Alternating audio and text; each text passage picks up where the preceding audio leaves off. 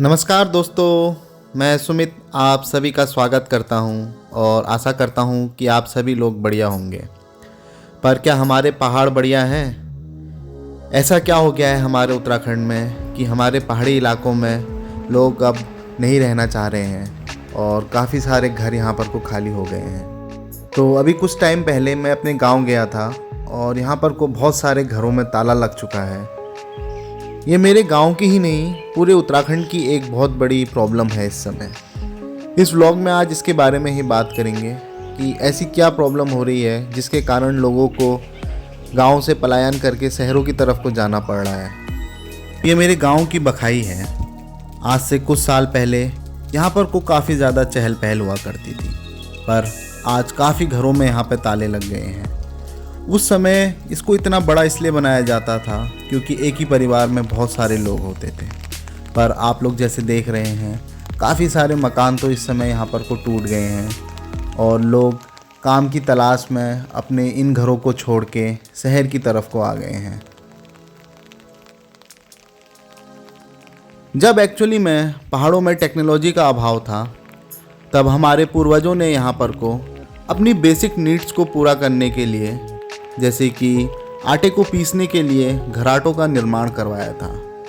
पर अब जैसे कि लगभग हर ही चीज़ दुकानों पे मिल जाती है, आटा तो बहुत आसानी से दुकानों पे मिल जाता है, तो ये घराटों का अस्तित्व अब बिल्कुल खतरे में ही है। हमारा तो बंद ही हो चुका है और ये मेरे गांव की ही नहीं, इस समय पूरे उत्तराखंड की ही प्रॉब्लम हो रही है। एक बहुत पुरानी कहावत है कि पहाड़ का पानी और पहाड़ की जवानी पहाड़ के काम नहीं आती है। अगर सामूहिक प्रयासों से हमारे पहाड़ों में रोजगार और बेसिक सुविधाएं मिलने लग जाए तो हमारे पहाड़ फिर से खुशहाल हो जाएंगे।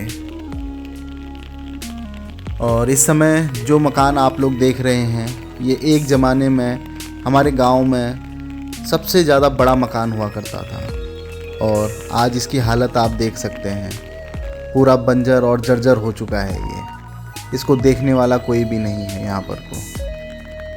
और अपनी जर्जर हालत से ये बस यही कहना चाह रहा है कि अपने पहाड़ों को बचा लो।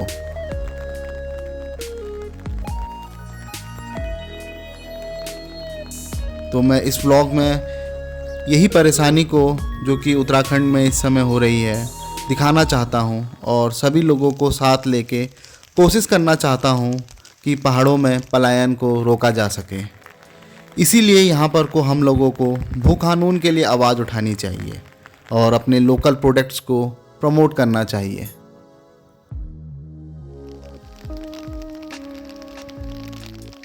पलायन आयोग की एक रिपोर्ट के अनुसार मैक्सिमम लोगों ने उत्तराखंड में जो पलायन किया है वो रोज़गार के लिए है और पहाड़ों में एक रेगुलर सोर्स ऑफ इनकम नहीं होने के कारण लोग यहाँ से ज़्यादातर पलायन करते हैं।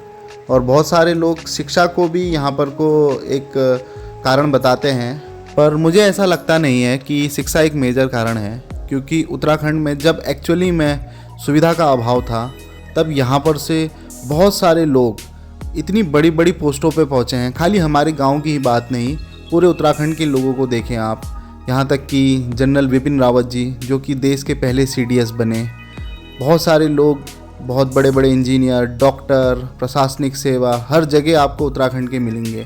तो जब यहाँ सुविधा का अभाव था वो लोग तब भी पहुँचे हैं, पर आज जब हर जगह सुविधा पहुँच चुकी है तो शिक्षा को एक मेजर कारण मानना पलायन का, तो ये तो मेरे हिसाब से सही पॉइंट नहीं है। मेरा गांव तो फिर भी काफ़ी ज़्यादा समृद्ध है और ये आदर्श ग्राम की कैटेगरी में आता है। उसके बावजूद भी यहाँ पर को जो बेसिक मेरे को प्रॉब्लम लगती है वो है यहाँ पर को मेडिकल यहाँ पर को एक मेजर रोल प्ले करता है पलायन के लिए, क्योंकि यहाँ पर को जो स्वास्थ्य सेवाएं हैं वो आज भी काफ़ी हद तक वो नहीं मिल पाती हैं जो शहरों में मिल पाती हैं। तो इसलिए लोग जब उनकी अच्छी नौकरियाँ लग जाती हैं शहरों में तो वो यहाँ पर वापस नहीं आना चाहते हैं, क्योंकि यहाँ पर को जो मेजर प्रॉब्लम मेरे को लगी है वो एक तो है आपकी रोज़गार की, दूसरी है आपकी मेडिकल की, और तीसरा जो यहाँ पर को सबसे ज़्यादा प्रॉब्लम हो रही है वो इस समय हो रही है यहाँ पे बंदरों और जो जंगली जानवर है उसके कारण जो खेतों में और जो घरों में खतरे हो रहे हैं उससे बहुत ज़्यादा प्रॉब्लम हो रही है पूरे पहाड़ों में। सरकार को इस चीज़ के ऊपर बहुत गंभीरता से सोचना चाहिए, नहीं तो हमारे पूरे पहाड़ जो हैं वो खाली हो जाएंगे और यहाँ पर को बस कहानियाँ ही रह पाएंगी फिर। जैसे कि आज ये जो मकान आप देख रहे हैं ये अब एक कहानी बनकर ही रह गया है।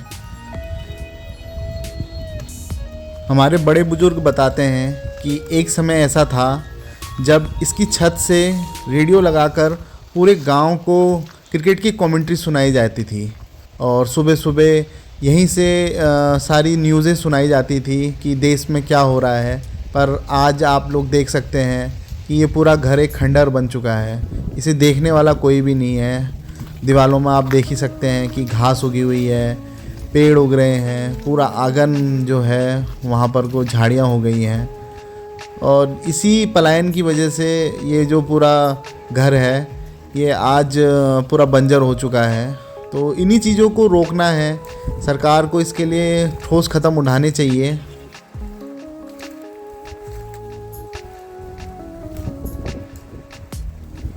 ऐसा नहीं है कि लोग यहाँ रहना नहीं चाहते हैं, पर बेसिक नीड्स के अभाव के कारण उनको यहाँ से जाना पड़ता है और जो एक बार चले जाता है उसका वापस आना बहुत ज़्यादा मुश्किल हो जाता है।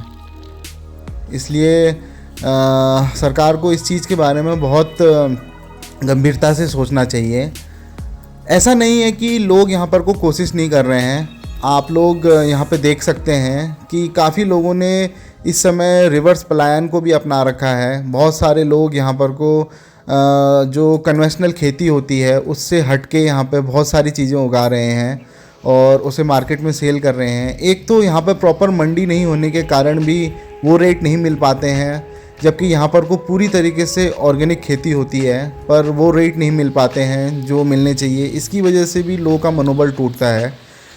तो आगे ब्लॉगों में मैं आप लोगों को ऐसे लोगों से भी मिलाऊंगा जो उत्तराखंड में बहुत सारी ऐसी कोशिश कर रहे हैं कि यहाँ के जो युवा हैं उनको प्रोत्साहित करें और वो स्वरोजगार को अपनाएं और अपने गांव में ही रह के एक अच्छा सस्टेनेबल जीवन व्यतीत करें और पूरे प्रदेश को आगे बढ़ाएं। तो सरकार को, आपको, मेरे को, हर किसी को अपने स्तर पर कोशिश करनी पड़ेगी उत्तराखंड को इस पलायन की स्थिति से बाहर निकालने के लिए। और जो पहाड़ इस समय खाली हो चुके हैं उनको बसाना तो बड़ा कठिन है, पर जो खाली होने की कगार पे है उनको इस समय बचाया जा सकता है और सभी लोगों ने मिलकर ये कोशिश करनी चाहिए कि किसी भी तरीके से हम अपने पहाड़ को बचा सकें। तो इस उम्मीद में कि जल्दी हमारे पहाड़ फिर से खुशहाल होंगे, इस व्लॉग को यहीं पर को एंड करते हैं।